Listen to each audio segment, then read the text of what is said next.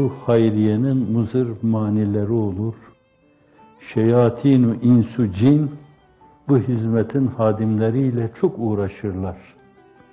Ama her sınıf, her birim dünyanın dört bir yanında. Ne var ki yerinde sabit kadem olanlar sonunda kazanırlar. Kur'an'da o bişareti veriyor. Vel akibetü lil muttakin diyor. Sonuç, mutlu akibet esasen müttakilere aittir.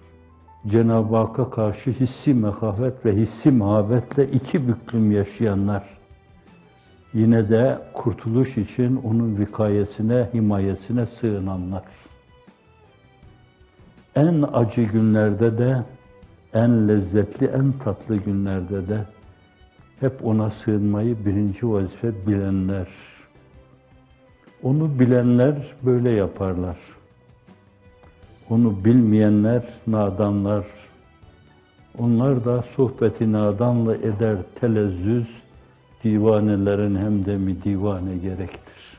Sonuçta bir insan kazanıyorsa şayet, bence o yolda kaybettiği şeylere hiç müteessir olmamalı. Şair Nefi'nin 4. Murat karşısında onun ölüme götürdüğü anda dediği bir söz vardır. Ne dünyada sefa bulduk, ne ehlinden recamız var, ne dergâh-ı hudadan ma-edaya ilticamız var. İltica edilecek, yönelilecek bir yere yönelmişseniz, zannediyorum dünyadaki bütün iltifatları ayaklarınızın altına alırsınız. Ezerken onu az görürsünüz. Üzerinde raks etmeye durursunuz. Eğer gözleriniz öbür aleme müteveccihse, güneşe doğru yürüyorsanız şayet, gölgeniz sizin ayaklarınızın altında veya arkanızdandır. Biraz da ayaklarınızın altında, biraz da arkanızdadır. Önemli olan güneşe doğru yürüme. Cenab-ı Hak öyle yapsın. Sözün bidayetinde ifade edildiği gibi, umuru hayriyenin mızır manileri olur.